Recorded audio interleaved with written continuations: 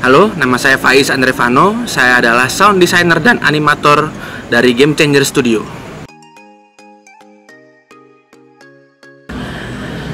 Untuk sebelum menjadi sound designer dan animator, saya terlebih dahulu menyukai bidang animasi. Perjalanannya dimulai karena saya suka menggambar. Nah, selama saya kecil, saya suka menonton anime atau movie yang bertemakan action atau monster, robot-robotan. Dari situ saya terbiasa menggores kertas kosong untuk menggambar robot yang saya lihat dari film. Nah, lalu SMA itu berkembang, saya mulai menyukai musik. Nah, di SMA ini saya suka musik tuh gara-gara ada kelas musik dan saya mesti ngambil nilai. Di proses ngambil nilai musik itu saya harus bisa memainkan satu alat musik, yaitu gitar. Saat memainkan gitar itu juga awalnya juga ogah-ogahan sih, males banget karena saya mesti nggak bisa metik sama sekali. Untuk genjreng pun nggak ngerti apa yang mesti saya mainkan nadanya. Tapi pelan-pelan saya coba pelajari pelan-pelan sampai ya tangan sakit-sakit dikit sih buat belajar gitar. Terus juga sampai akhirnya saya bisa mengambil nilai itu dan berhasil. Saya bisa main gitar dengan memainkan satu musik. Lalu mulailah saya bisa mendengarkan musik-musik, ya saya mulai suka musik keras lah waktu itu. Musik keras seperti Slipknot, System of a Down. Dan saya coba mainin musiknya itu bersama teman saya. SMA itu saya juga sering ngeband itu salah satu hobi waktu SMA.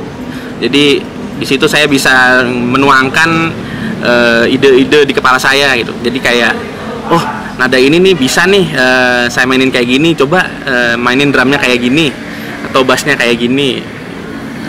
Dan itu jadi hobi saya sampai sekarang kalau untuk main gitar. Nah, sampai kuliah itu pun masih saya bawa kayak karena saya juga kuliah ngambil jurusan animasi.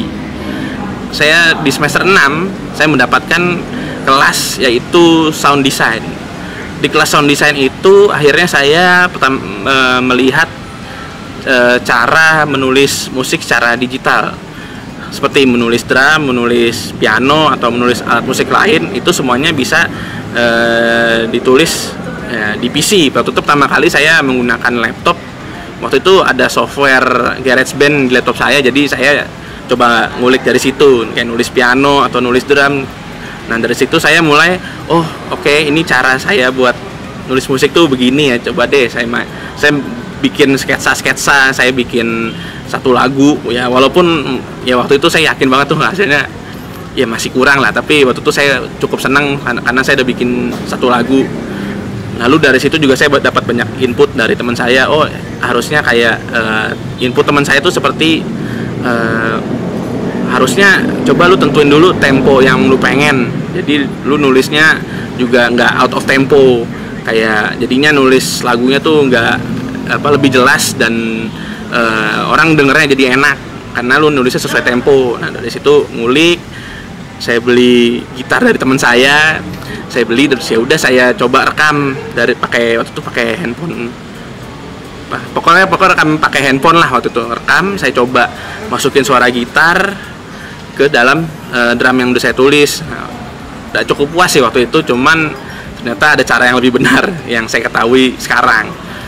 Nah, setelah dari kuliah saya berlanjut magang. Nah, saat magang ini adalah pertama kali saya menyentuh dunia game developer indie. Nah, waktu itu saya magang di tahun 2015. Saya waktu itu masih megang bagian visual, jadi visual artis ya. Tapi di sini tuh kayak saya lebih banyak bikin aset gambar. Nah, dari gambar itu saya bikin misalnya aset tombol, saya bikin aset icon, terus juga saya bikin aset background yang bisa dibikin paralaks, jadi kayak ada kesan, ada pergerakan. Karena nih waktu itu pertama kali 2015 itu saya bikin lagi bikin game platformer di studio Game Changer. Kalau untuk yang musik, pertama kali untuk di studio Game Changer saya waktu itu ngerjain game My Lovely Daughter. Nah, dari game My Lovely Daughter ini saya pertama kali bikin background musik untuk game tersebut. Nah, di sini pun juga saya pertama kali waktu itu karena masih pakai GarageBand. Nah, di sini saya mulai belajar yang namanya Fruity Loops. Nah, dari Fruity Loops ini, nah tuh saya pertama kali ngeliat tuh, kok ini rumit juga ya kata ya, masih banyak hal yang nggak saya ketahui karena banyak button, banyak tombol. Dari UI-nya itu pertama kali ngeliat tuh, pertama kali ini kayaknya nyetir pesawat alien deh ini. Bukan bikin musik ya, tapi ya saya juga waktu itu belajar sama teman saya, belajar ngeliat tutorial. Oh, ini ternyata fungsi dari UI yang ini, oh ini cuman buat naro plugin. Dari plugin ini saya hubungin lagi buat nulis nadanya sesuai sama alat musik yang saya inginkan. Itu dari situ saya mulai bikin banyak sketsa dan juga saya presentasiin ke teman-teman di studio. Nah, dari situ juga saya dapat banyak input tuh, misalnya suaranya, ini terlalu terlalu treble jadi sakit di kuping, atau ini terlalu mendem nih suaranya, mungkin frekuensinya coba lu atur lagi. Jadi kayak dari trial and error itu ya lumayan karena waktu itu karena baru pertama kali, lumayan lah bikin. Ya capeknya ada, bener capek, tapi saya karena masih pengen, saya coba cari lagi tutorial, saya belajar terus. Walaupun cari tutorial juga kadang masih nge-stuck, kadang juga jadi frustasi juga, gimana cara bikin bagusnya ya, atau ya ternyata banyak hal kayak misalnya kurang referensi, jadi saya mesti nyari lagi referensi. Terus juga banyak bikin sketsa tambahan lagi yang bisa saya coba, saya apply. Kadang yaitu karena terlalu perfeksionis juga kelamaan gitu dengerin lagunya, dari lagunya sebenarnya udah bagus tapi karena perfeksionis saya ulang lagi, ternyata malah jadi jelek. Jadi saya balikin lagi ke yang awal, jadi masih banyak back and forth-nya lah waktu itu, inget banget pekerjaannya. Tapi pas sudah jadi ya saya seneng banget karena akhirnya lagunya masuk dalam gamenya juga ternyata banyak yang mainin di berbagai platform. Nah, terus juga ada ya masuk konsol kayak Nintendo Switch, terus juga di PC juga banyak yang komen, banyak yang suka tuh. Ya seneng banget sih waktu itu bikin, ngelewatin proses susahnya dulu, tapi di akhirnya saya bisa nikmatin hasilnya dari game tersebut. Nah,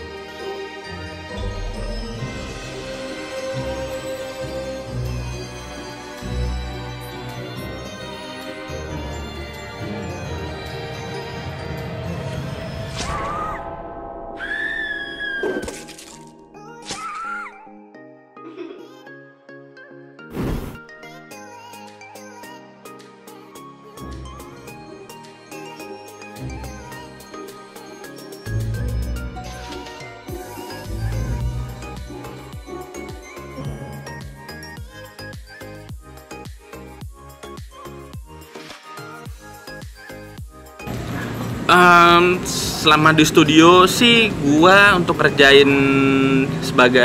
bekerja sebagai sound designer dan animator, jujur sih seneng ya, karena ada berawal dari hobi dulu, terus dari hobi itu bisa saya kerjakan dan bisa menghasilkan dari hobi yang saya miliki tersebut. Kayak karena ya ada sih susah dan capek itu ada karena yang saya sadari memang ada ilmu yang belum saya ketahui, dan itu yang lumayan melelahkan ya. Tapi setelah melewati itu ya, karena saya juga menikmati hasilnya dan teman-teman di studio juga menikmati hasilnya, ya saya juga senang karena player juga ada masukan yang bagus.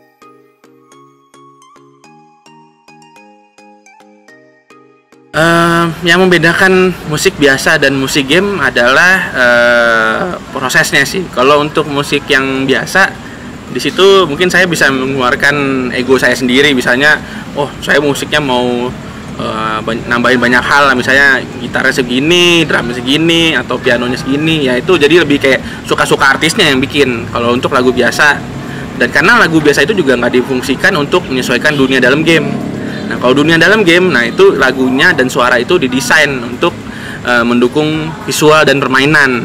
Nah, di situ mungkin egonya nongolnya dikit aja, tapi lebih ke yang diutamakan adalah ke playernya.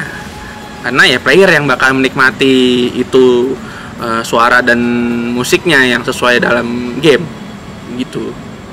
Lalu yang kedua, kalau untuk musik game itu biasanya saya bikin loopable. Loopable sini maksudnya berulang-ulang, karena musik yang background musik yang loopable ini biasanya buat ada satu adegan di mana player itu mesti menghabiskan waktu yang lama di sequence tersebut.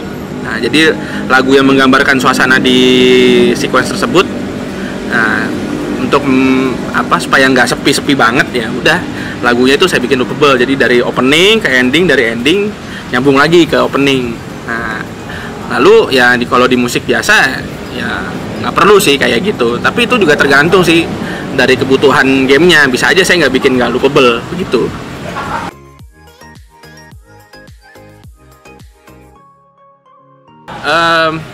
Dalam proses pembuatan sound biasanya kami di studio pasti ada brainstorming dulu. Di brainstorming itu menentukan gamenya tuh mau kayak gimana sih, terus dari gamenya mau kayak gimana, konsepnya apa, dunia yang diambil apa, gameplaynya mau kayak gimana, itu semuanya ditentuin dulu. Setelah dapat gameplaynya mau kayak gimana secara umum, baru saya juga melihat proses tim art. Nah, dari tim art ini mereka mencoba menggambarkan dunia yang mereka hasilkan dari referensi mereka juga. Misalnya backgroundnya mau kayak gini, misalnya ngambil style barat kah atau timur kah, atau ini karakternya ada satu atau dua gambar, mereka bikin dari satu dua gambar itu mereka pecah lagi, mereka ada yang bajunya macem-macem. Nah, dari situ setelah saya lihat, oh visualnya udah ada nih kayak gini. Terus juga mungkin saya juga dapat input dari yang tim bikin story-nya. Story-nya kira-kira bakal ada tragedi atau sedih atau horror action. Nah, dari situ saya bisa dari yang udah didapat, saya bisa mulai konsep.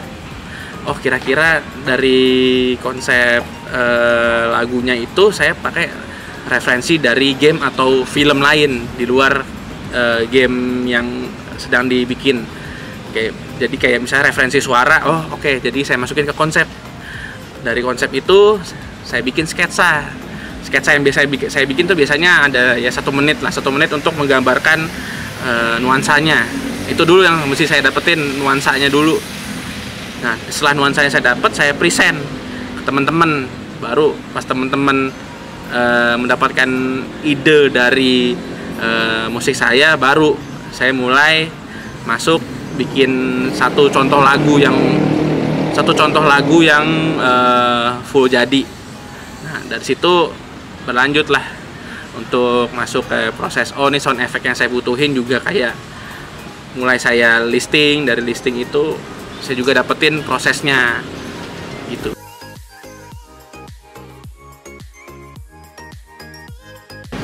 Kalau dari gaji yang saya dapat UMR, nah tapi dari UMR itu saya juga bisa mendapatkan bonus sesuai performa dari saya sebagai karyawan dan performa dari penjualan gamenya.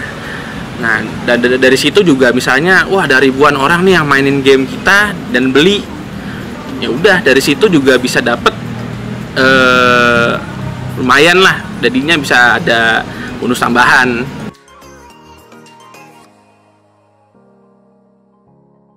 Untuk bekerja sebagai sound designer dan animator, menurut saya sekarang peluang masih banyak. Belum lagi kayak misalnya freelance kayak atau bikin proyekan musik-musik yang untuk game juga orang masih sangat nyari sih untuk sound designer sendiri.